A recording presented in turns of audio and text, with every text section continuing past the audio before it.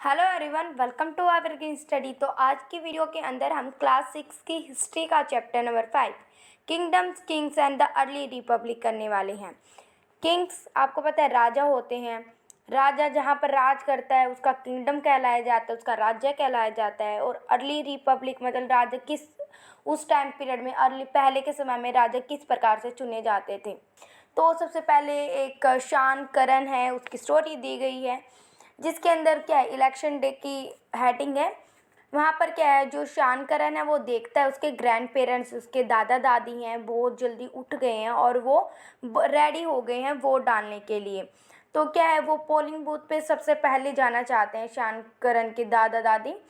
और वो बोलते हैं, वो शान करन अपने दादा दादी से बोलता है कि आप इतने एक्साइटेड क्यों हो।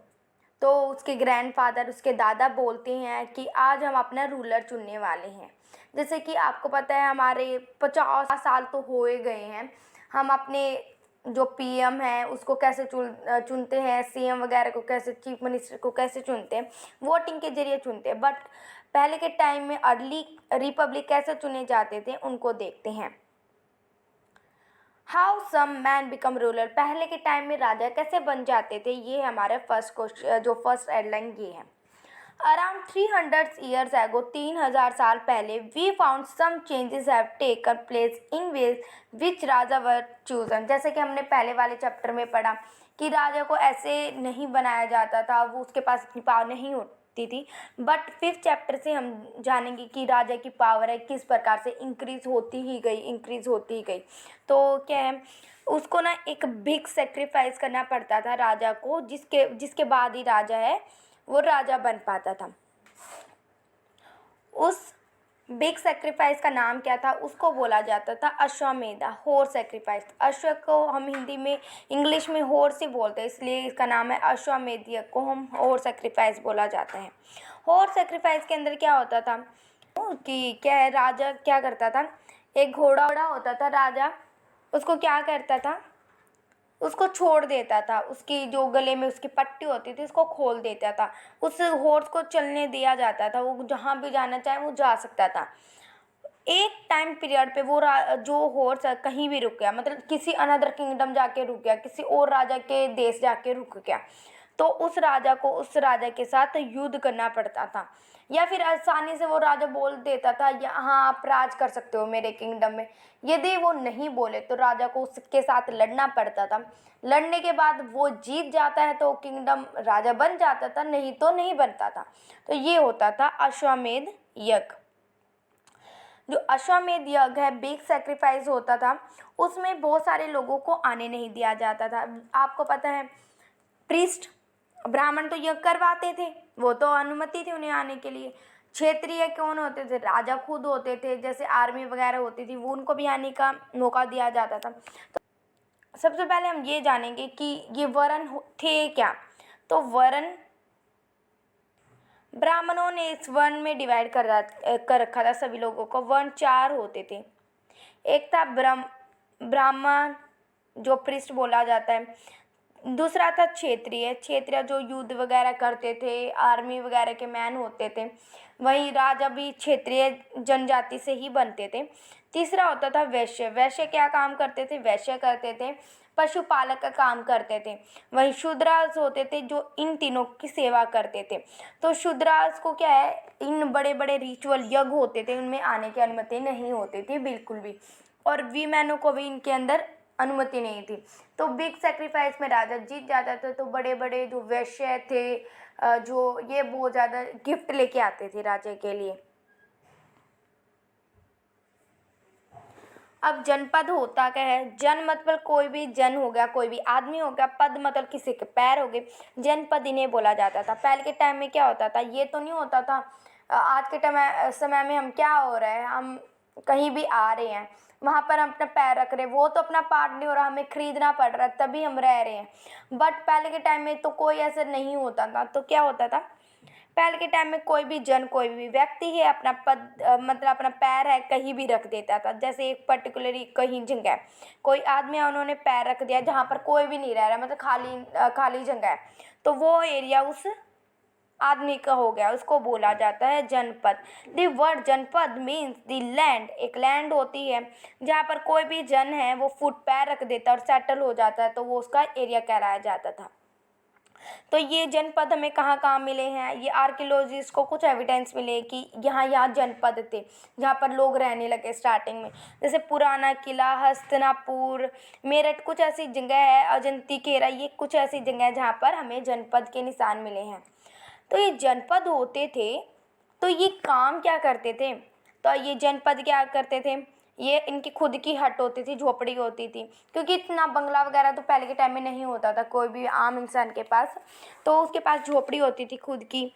एनिमल्स को रेयर करते थे, एनिमल्स को पालते थे, जो जनपद के लोग होते थे वो अन्य प्रकार की फसल भी उगाते थे, जैसे कि rice, wheat, barley, pulses, sugarcane, शैमशन, मस्टर्ड, कुछ फसल हैं वो भी उगाते थे और खाते थे उन्हें।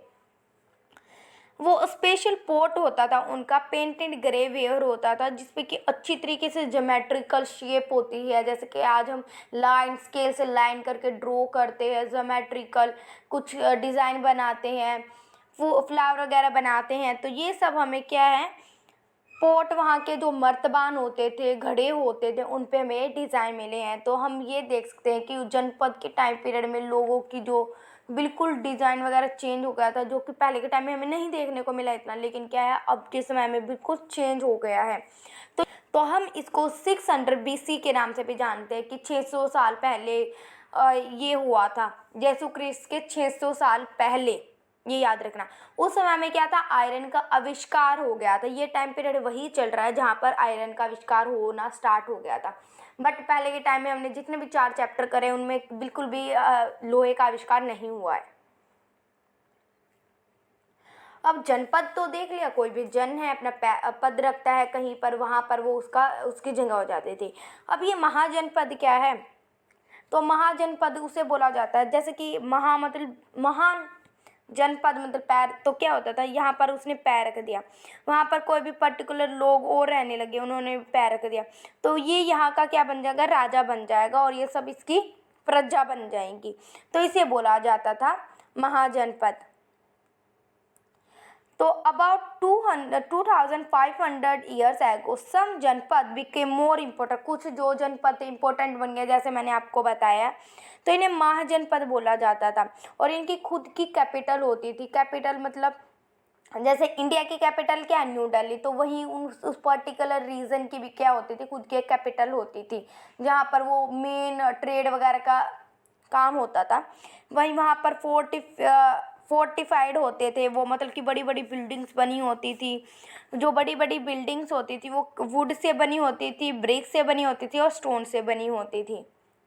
तो एक किले की बात कर रहे हैं, जो किला होता था वो बहुत बड़ा होता था, उन राजा जहाँ पर रहता था।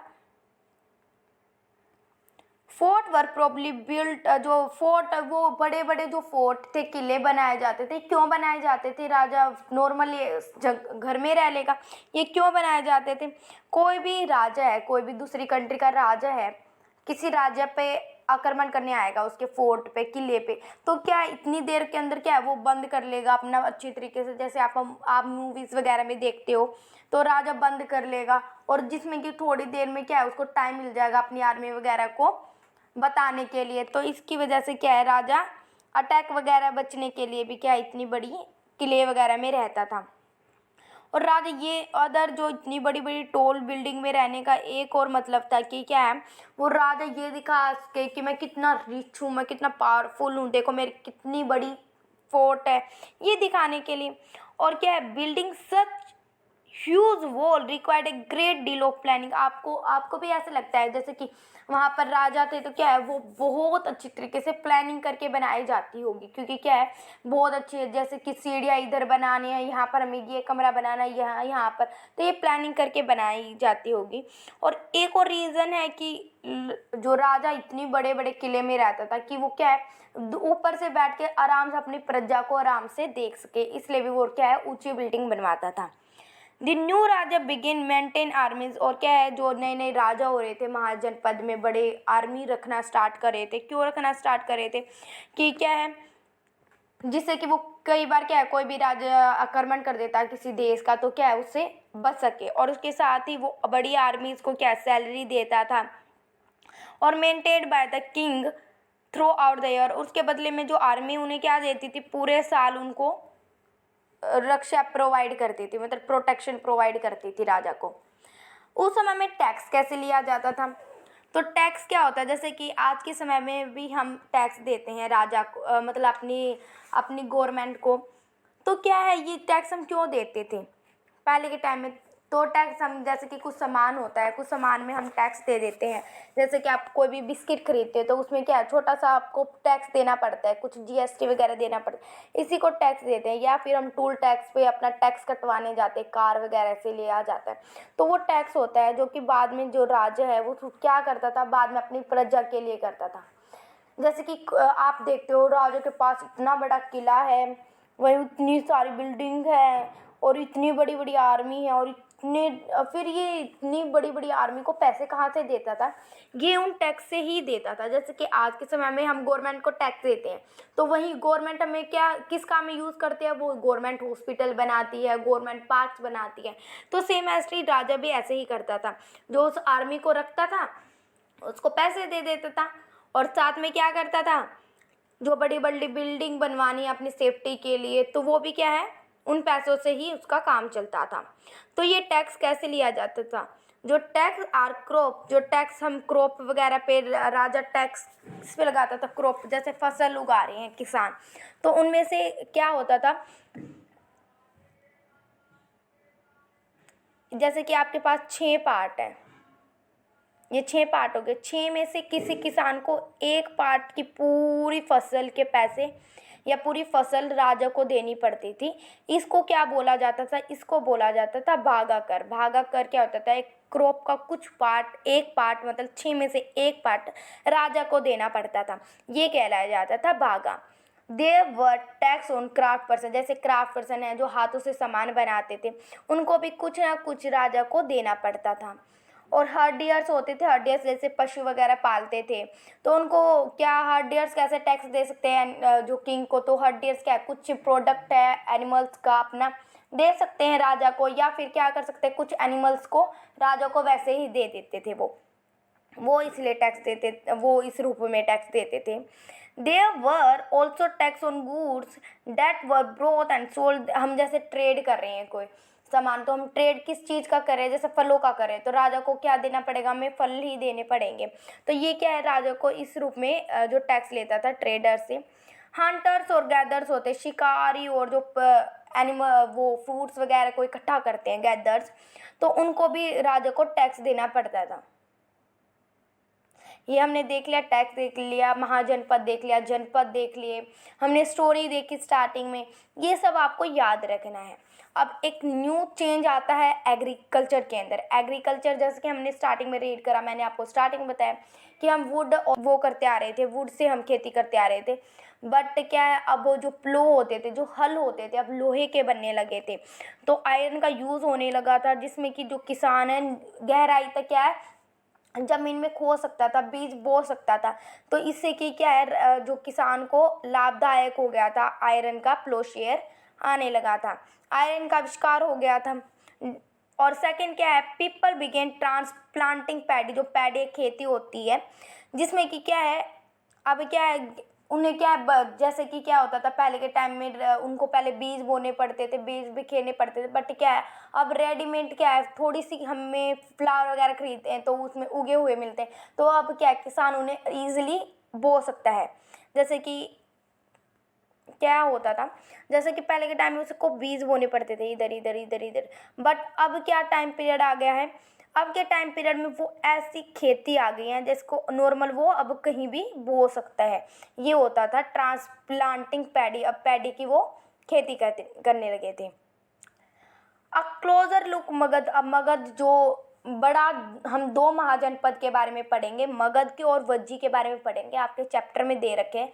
वैसे तो 16 महाजनपद थे, वो इम्पोर्टेंट कौन से थे, एक तो मगध था, सबसे इम्पोर्टेंट पूछा जाए तो मगध था, और सेकंड पे था वज्जी। मगध को देखते हैं। Magadh became the most important 200 years के मगध है वो बहुत ज़्यादा इम्पोर्टेंट हो गया था। मैंने जो गंगा और सोन रिवर है वहाँ से ही बहती थी मगध से। तो क्या है, आप कहीं पर्टिकुलर रीजन में पानी आ रहा है तो आपके लिए क्या इंपॉर्टेंट है, ट्रांसपोर्ट। आप इजीली ट्रेड कर सकते हो, सामान को एक जगह से दूसरी जगह भेज सकते हो। वहीं वाटर सप्लाई आपके लिए, वाटर इजीली, आपको पानी चाहिए आप इजीली ले सकते हो, इसके लिए इम्पोर्टेंट हो गया। और थर्ड क्या है, मेकिंग द लैंड फर्टिलाइज। और क्या हो जाएगा, आपकी जो लैंड है आपको फर्टिलाइज हो जाएगी। जैसे कि आप किसान है, खेती कर रहे हो, उन्हें दूर से पानी लेके आने पड़ा, बट इन आपके रीजन में वो इजीली अवेलेबल हो रहा है वाटर, तो आप क्या उसको यूज़ कर लोगे, तो क्या आपकी लैंड भी इससे फर्टिलाइज होगी। Part of Magadh were forest, जो हर जगह क्या है, मगध में आप देखो तो फॉरेस्ट वगैरह बहुत ज़्यादा है, तो फॉरेस्ट है तो आप इजीली क्या है फॉरेस्ट के प्रोडक्ट भी लेके आ सकते हो। वहीं आपके पास वुड भी इजीली अवेलेबल होगा, जो कि आप चैरियट वगैरह में, बिल्डिंग हाउस वगैरह में बनाने के लिए काम आ सकते हैं। एलिफेंट को कैप्चर करके लेके आ सकते हैं, हॉर्स को कैप्चर करके लेके आ सकते हैं, जिसमें कि वो आर्मी वगैरह में लगा सकते हैं। वहीं कोई भी आप टूल्स वगैरह बनाना हो तो वुड से, जैसे तीर वगैरह बनानी है, एरो वगैरह बनानी है, तो सब कुछ क्या है ईजिली अवेलेबल हो जाएगा। और आयरन का आविष्कार हो गया था, तो आयरन वगैरह से वेपन्स में यूज़ कर सकते थे। अब क्या है, इसलिए मगध इम्पोर्टेंट बन रहा था। अब अपने मगध के बारे में देख ले, उसमें वाटर की अवेलेबल बहुत ज़्यादा था, फॉरेस्ट थे, तो जिससे कि बहुत ज़्यादा इंपॉर्टेंट काम हो जाता था। बट अब देखते हैं मगध में जो रूलर थे वो कौन कौन थे। तो दो इंपॉर्टेंट रूलर के नाम बताए गए, एक है बिंबासार, एक है अजातशत्रु। बिंबासार और अजातशत्रु दो मगध के पावरफुल रूलर्स थे। तो सबसे पहले जो राजगिरी उसकी कैपिटल थी, मैंने बताया था जो महाजनपद होती थी उसकी खुद की कैपिटल होती थी, तो मगध की पहली जो कैपिटल थी वो थी राजगढ़। तो बाद में क्या, कुछ सालों के बाद जो राजगिरी को तो चेंज कर देते हैं और उसकी जगह क्या बनाते हैं, पाटलिपुत्र बनाते हैं। तो पाटलिपुत्र जो आज का पटना हम कहते हैं बिहार में है, जो उस वो पहले मगध की राजधानी हुआ करती थी। ये याद रखना, पहली जो कैपिटल थी वो कौन सी थी, पहले थी राजगिरी, पहले थी राजगिरी और बाद में क्या बनी है, पाटलिपुत्र। ये याद रखना, ठीक है। अब हम एक क्लोजर लुक लेते हैं वज्जी की ओर। तो वज्जी क्या है, वज्जी की कैपिटल वैशाली थी, जो कि आज के बिहार में ही है। तो उसमें क्या हमने देखा, मगध में अलग अलग किंगडम होते थे, पहले अजातशत्रु था, पहले बिंबासार था, फिर अजातशत्रु आया। बट इन वज्जी के अंदर क्या होता था, गण और संघ होते थे। मतलब गण संघ का मतलब है कि वहाँ पर एक राजा राज नहीं करता था, बहुत सारे राजा होते थे, जैसे बहुत सारे मंत्री होते हैं ना किसी राजा के अंडर, बट वहाँ पर क्या होता था, बहुत सारे राजा होते थे और राजा मिलकर क्या डिसीजन लेते थे कि अब हमें असेंबली करवानी है, अब हमें ये यज्ञ करवाना है, अब हमें ये काम करवाना है, अब हमें ये करना है। तो ये सारी डिसीजन, ये डिबेट करके बहुत सारे राजा इकट्ठा लेते थे। बट इन मगध में और बहुत सारे महाजनपद आप पढ़ोगे अगली वाली क्लासेस में, तो उसमें क्या है, पर्टिकुलर रीजन में एक राजा होता था, बट इन वज्जी में बहुत सारे राजा होते थे। तो ये चैप्टर हमारे यहीं तक था। Thank you for watching. If you like our video then like, share and subscribe my channel.